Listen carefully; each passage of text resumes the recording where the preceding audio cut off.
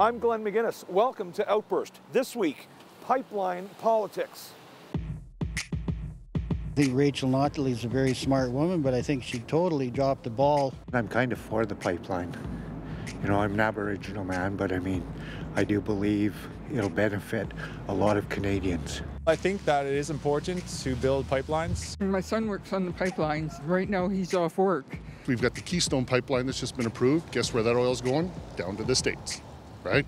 So they're taking more of our oil at cheaper prices and selling it to the Asian markets. There's something flawed about a democratic process that allows for politicians to make these huge promises and then turn around and do things that contradict them, such as approve the Kinder Morgan pipeline and go so far as to buy it so that it can go through with taxpayer money when there's been clear dissent and a lack of consent from many of the nations whose territories the pipeline goes through, as well as from Canadians in Burnaby and in Vancouver and across BC. I'm Stephen LeBay in Burnaby, where candidates have gathered in a local by-election to make their case to voters. This is a local riding with national significance. Pipelines are in play here, but so is the political future of the NDP, and in particular, its leader, Jagmeet Singh. Having the leader of the national party of the NDP is, I think, a great honor for us. It'll be a great thing. Well, I'm pro-pipeline, and I think there's a lot of misinformation coming on down the line from the Liberal and NDP party.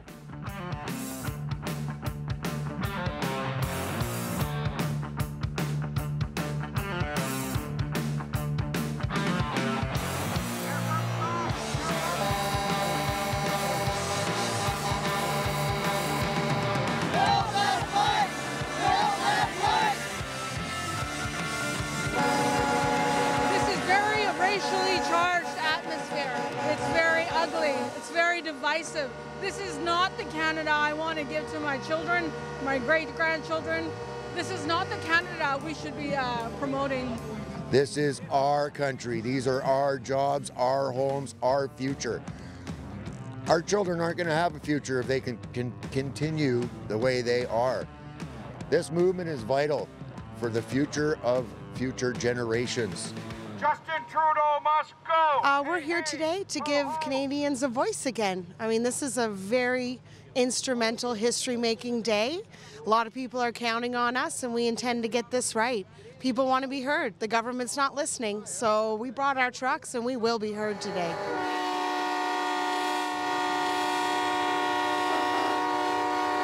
What is your message to the Prime Minister? Our message is that they need to start listening to the Canadian people. We've got such a disconnect in our country that we need to start listening and pay attention to what the people want. We need to get our pipelines back in order, and we need immediate action for our pipelines. We have to get Energy East, we have to get Trans Mountain going. We got to get our pipelines out to Tidewater and get Canadian oil and energy back in order.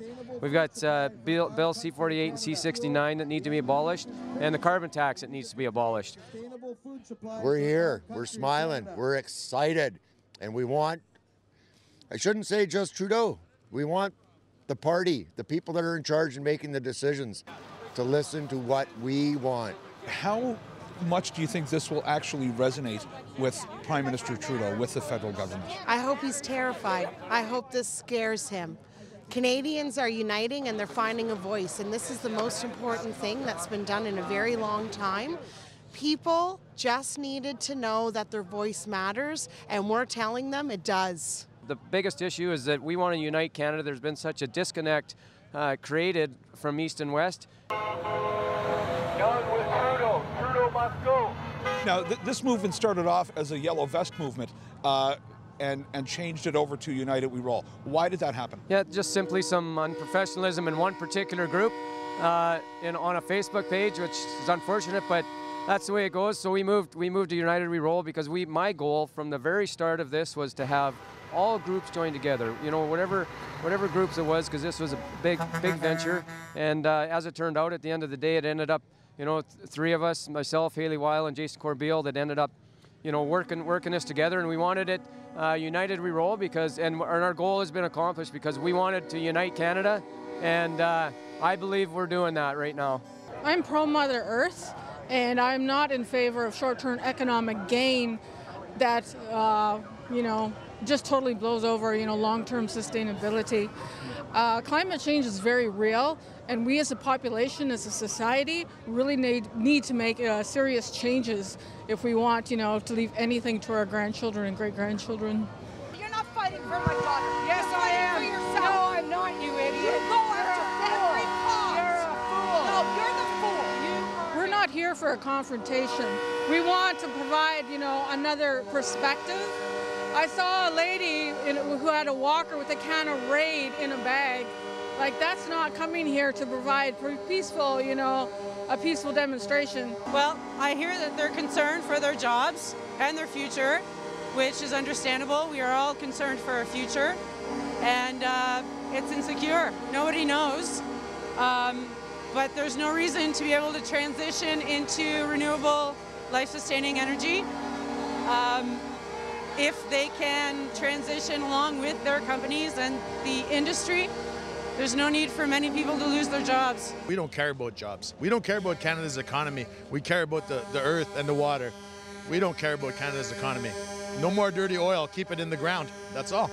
It's a new day, and it's a new day. And they came down here and they're inconvenienced. They're upset that we inconvenienced them, and we don't care about that.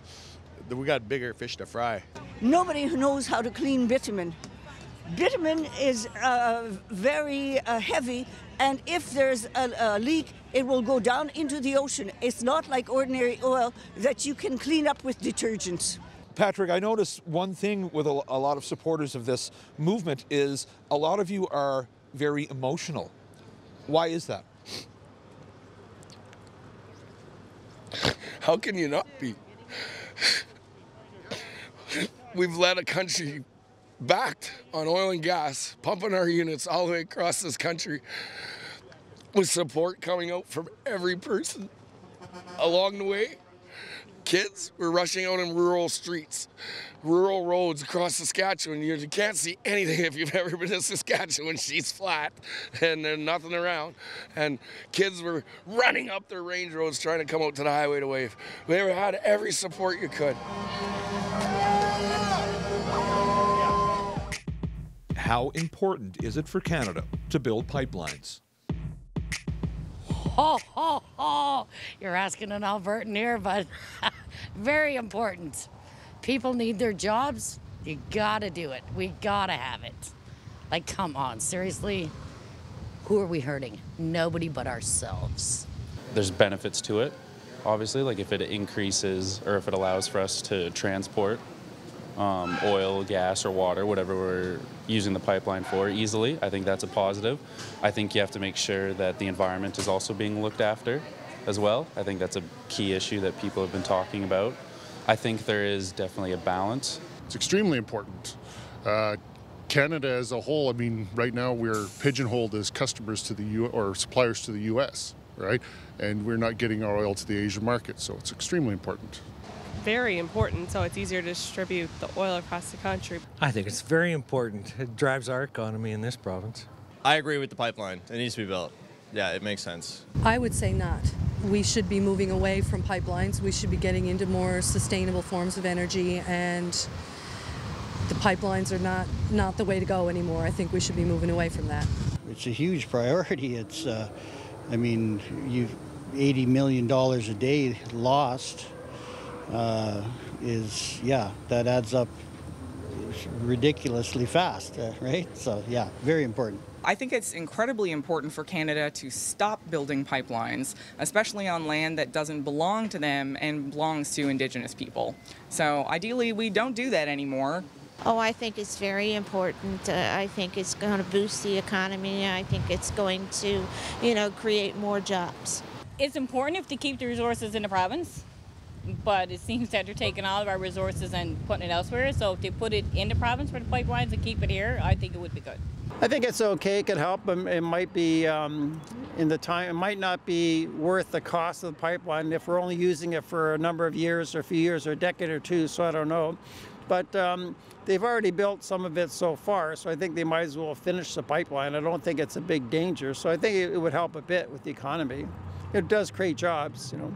They have consistently been a key issue in terms of the debate between economics and the economy and the environment in Canada, and that there's a lot of people who are proponents of pipelines for that reason. But I think that we need a government who can recognize that people who are working in those industries right now in 10 years won't have a job because we cannot afford to keep extracting oil anymore in the Alberta tar sands and in the world generally. According to a recent poll from Abacus Data, 2 out of 3 Canadians hope the construction of the Trans Mountain Pipeline is renewed in 2019. This includes 60% of people in British Columbia, 87% of Albertans, 70% in Ontario, and 41% in Quebec. 49% of NDP voters would like to see construction on the pipeline in 2019, along with 71% of Liberal voters and 81% of Conservative supporters. And a majority of Canadians believe construction will happen this year.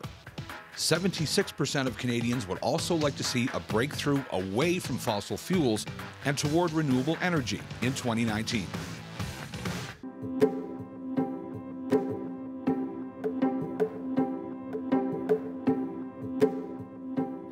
From March 10th, 2018, on that day about 10,000 people rallied at the bottom of Burnaby Mountain and then marched up to the Trans Mountain headquarters and tank farm on the slopes, the south slopes of Burnaby Mountain. And while that was going on, we had a team of volunteers and local Indigenous folks build a watch house on Burnaby Mountain that stayed there, well, is still there to this day. So the watch house is a traditional Coast Salish structure. Historically, Coast Salish people have built these kind of structures to watch out for their enemies in strategic places up and down their territory. Over a 6-month period, 250 people were arrested. They were charged with contempt of court for violating a court order, banning people from blocking access to these 2 construction sites. This was response to the beginning of construction. So if you see construction start back up again, you're going to see these protests and these arrests start back up again.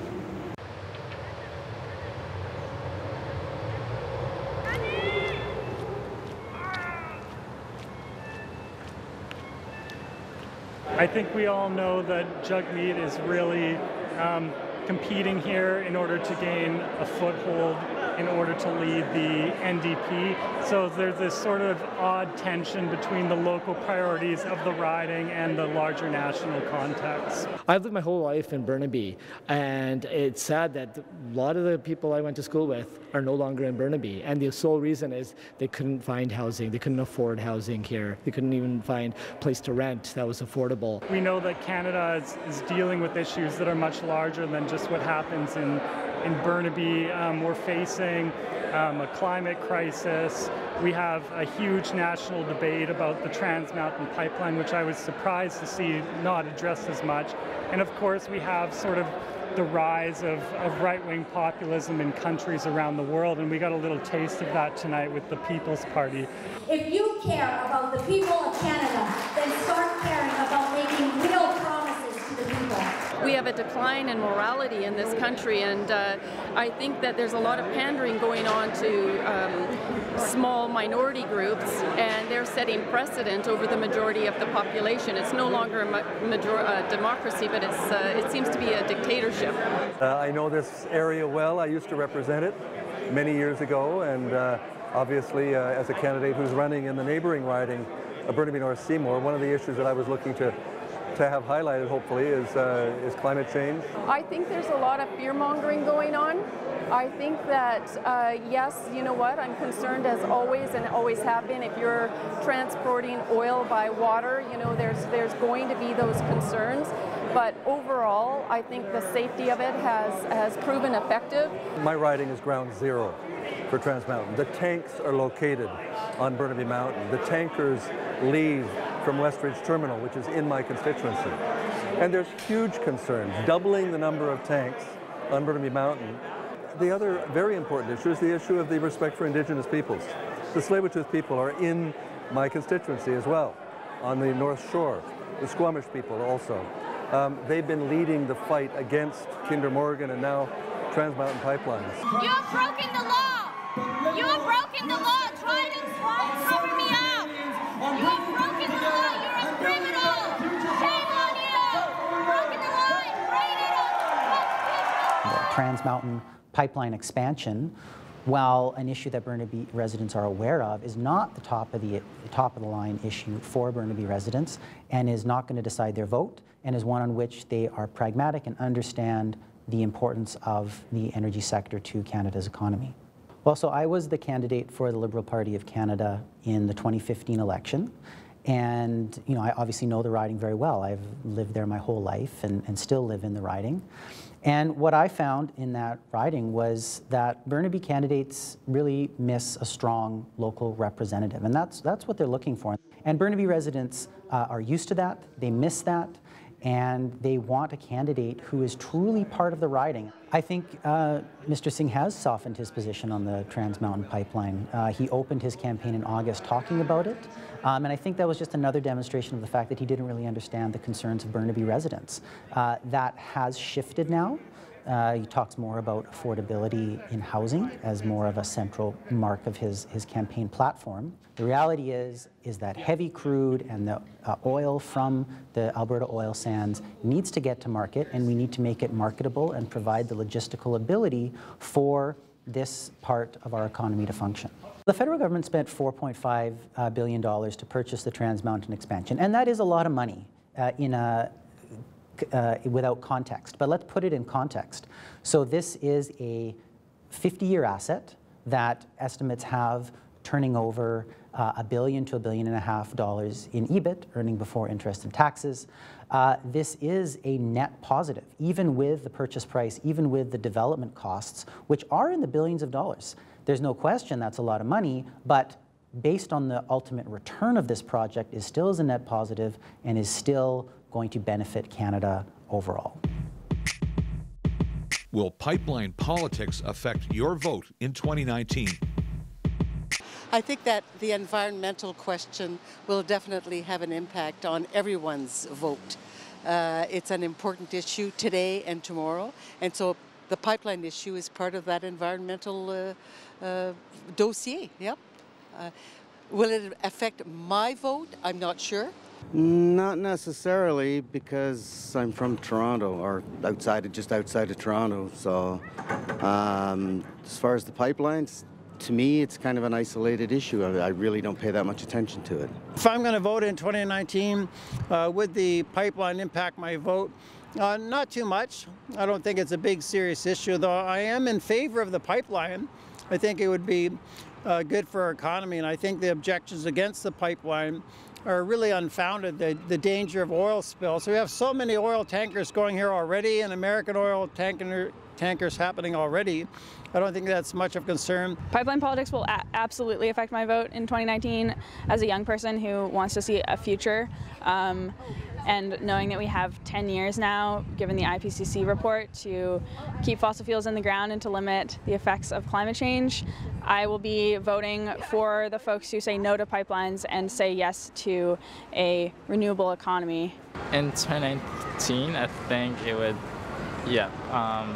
pipelines and environmental issues would 100% decide who I'm gonna vote for. No, probably not, just because simply I don't really think any political party is really gonna manage to change anybody's outcome, really. It's gonna be the same thing no matter who's in power. It's going to be run, it's going to go through courts, all that. And I believe, actually, I think both the Liberals and the Conservatives, both really, they want the pipeline built. So it's just a matter of getting it through the courts, all that there. And once that's figured out, it'll be built. No. Why? It's not something that I think that matters to the Ontario kind of people. You just don't think it's a factor here? Not here. It's more Alberta and out there. Yes, especially people in Alberta, especially they're not very happy about that. So I think if our election is going to affect for that. Yeah. Why would it be important to you personally? Yeah, it's important for me. It's for the economy, for the Canada, and for the Canadian people. It's very important for the pipeline. Probably come into it, I would think. Yeah. Why? Well, it's something I think we got to deal with, whether we do it or don't. We got to deal with it. Yeah. Yeah. So, want somebody who's thought the issue through. So, how high up on the list is it for you, though? It's up there. It's not the top. I would say yes. Well, I just think Alberta is really hurting these days, and you know, I think they got to get that oil moving. That's in a nutshell. I think it's a factor, but not a decisive one. I think, in part, perhaps based in Ottawa, it's less regionally sensitive than it is in BC and Alberta in particular. But broadly speaking, I think the Liberal Party policy of balancing pipeline building with carbon tax is the right one, although it remains to be implemented effectively. My name is Joey Podlow. I'm a documentary photographer, and I like to explore things that I don't know much about. I've been on every operating SAGD site up north here and every operating mine, and I've traveled across Canada documenting industry and resource extraction. I've seen lots of injustices, and I've seen lots of compromises. I've witnessed industry leading by example of what reconciliation looks like, and I've also seen industry, you know, doing the minimum requirements that the government has set forward. It's their land the industry is operating on, and so if you're going to walk into somebody's backyard, you should talk to them first. That's my opinion. Chief Marlou, he's a Dene. They're the frog people, and he told me, he said, well, yeah, he goes, our grandfathers told us not to let the big black snake through our land. And he said, that's all I need to know. He told me that the Dene people are on this earth to protect the earth for everybody, for future generations. And so it led me to lots of different reserves. And then one of the chiefs, Chief Vern Jonve from Chippewa Prairie, he liked what I was doing, and he asked me to come up in 2013 to photograph their Dene Days, which is a cultural celebration. And then ever since then, I was hooked because they welcomed me in their community and they allowed me to explore as a non-Indigenous person and learn and grow. And so through all of those experiences and ceremonies and being in protests and in the council chambers and out in the bush with elders, I learned the pathway. Actually, is the interesting part is I went to discover about First Nations, and I ended up discovering more about myself as a human being. I believe in reconciliation because I try to live it, and I think that foundation of the treaties and the relationship that we're supposed to have as settlers with First Nations is, I think it's a top priority for me, and I think it should be for Canadians and the government. What can the federal government do to improve pipeline consultations with First Nations? The idea, you know, there has, especially with this administration and with the last one federally, I think that, like, there's been a lot of talk about reconciliation, but if that goes out the window the minute that you want to, you know, put a pipeline through a certain area, or resource extraction or whatever the case may be, like, then what does reconciliation mean? If they were to put committees together and look at the impact that it's going to have on the Indigenous people and the land and the population, and then the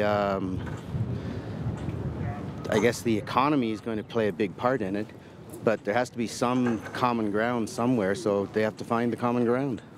I have no idea. That's a really difficult situation. I worked for government too, and we always had that dilemma.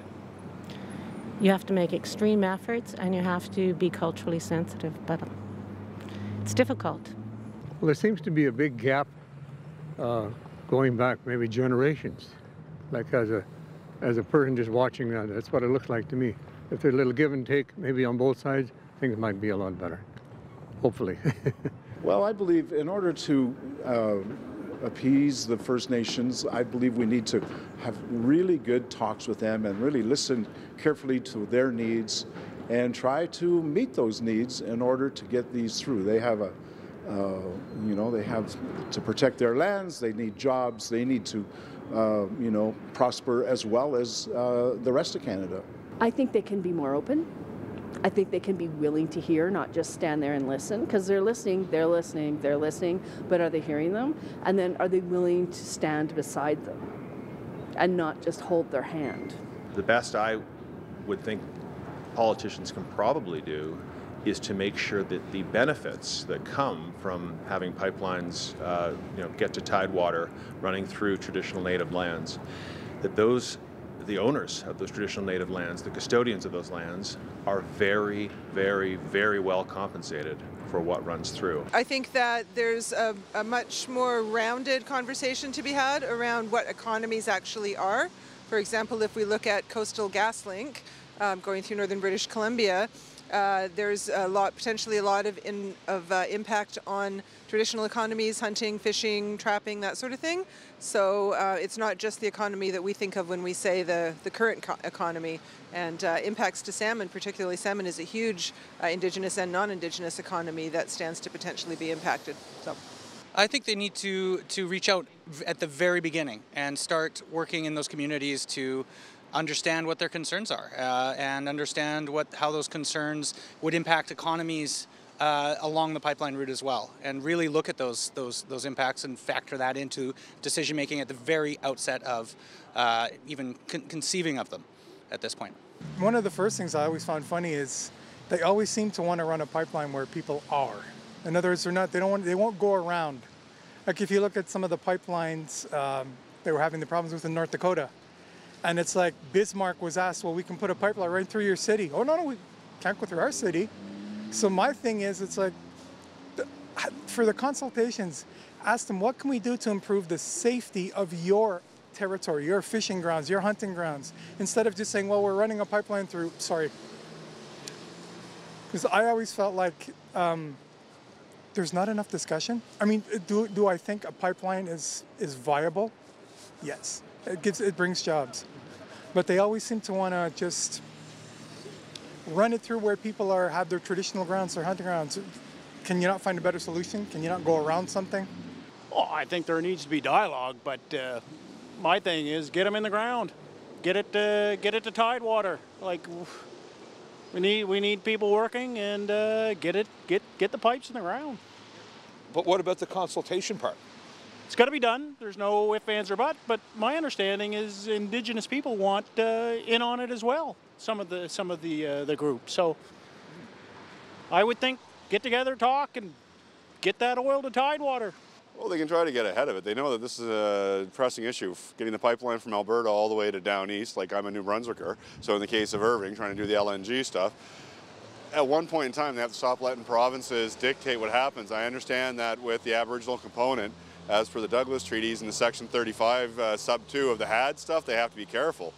But they just have to do it better and actually follow through. They've been talking about this forever. At one point in time, stop talking and get it done.